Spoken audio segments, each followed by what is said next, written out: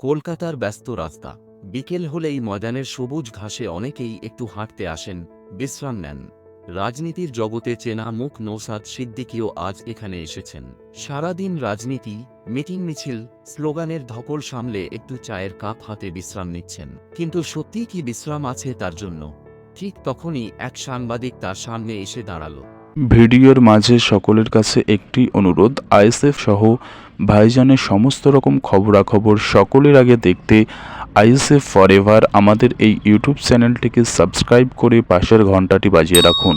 এক মুহূর্তের জন্য যেন একটু চমকে গেলেন নৌসাদ, কিন্তু সঙ্গে সঙ্গেই মুখে পরিচিত হাসি ফুটিয়ে তুললেন। সাংবাদিক বলল, নৌসাদ সাহেব, আপনার প্রেম জীবন নিয়ে সবাই খুব আগ্রহী। অনেকেই জানতে চাইছে, এখনও একাই আছেন নাকি মনের মানুষ খুঁজে পেয়েছেন? নৌসাদ হেসে বললেন, এই প্রশ্ন তো অনেক দিন ধরে শুনছি। তখনও বলেছিলাম আমি একা, এখনও তাই বলছি। সাংবাদিক একটু হাসল। আসলে অনেক কথা কানে আসছে। সবাই বলছে নৌসাদ সাহেবের বাড়িতে নাকি এখন বিয়ের ব্যাপারে আলোচনা চলছে। নৌসাদ আবার হেসে বললেন, আলোচনা তো হতেই পারে। বাড়ির বড়রা ভাবছেন, সেটা স্বাভাবিক। কিন্তু তাই বলে ভাবলেই তো আর বিয়ে হয়ে যায় না। সাংবাদিক একটু মাথা নেড়ে বলল, তাহলে কি প্রেম ভালোবাসার ব্যাপারে কোনো আগ্রহ নেই? নৌসাদ একটু ভেবে বললেন, প্রেম মানে তো কেবল ছেলে মেয়ের সম্পর্ক নয়। আমি আমার রাজনীতিকে ভালোবাসি, সমাজকে ভালোবাসি, মানুষের জন্য কাজ করতে ভালোবাসি। তবে যদি এমন কেউ আসে যে আমার জীবনযাত্রা, ব্যস্ততা বুঝবে, তাহলে হয়তো ভবিষ্যতে কিছু একটা ভাবা যেতে পারে।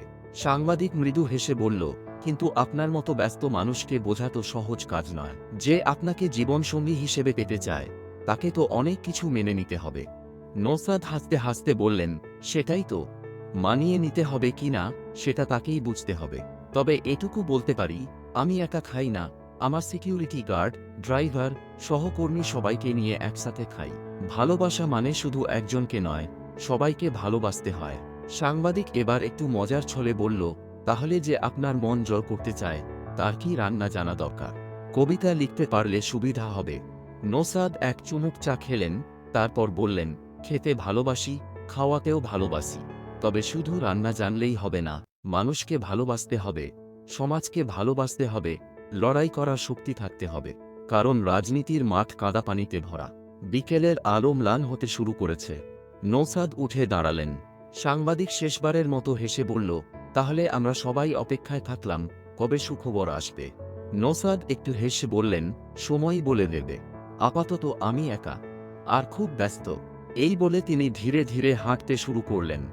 তার গন্তব্য সেই রাজনীতির ময়দান, যেখানে তার স্বপ্ন, তার লড়াই, তার ভালোবাসা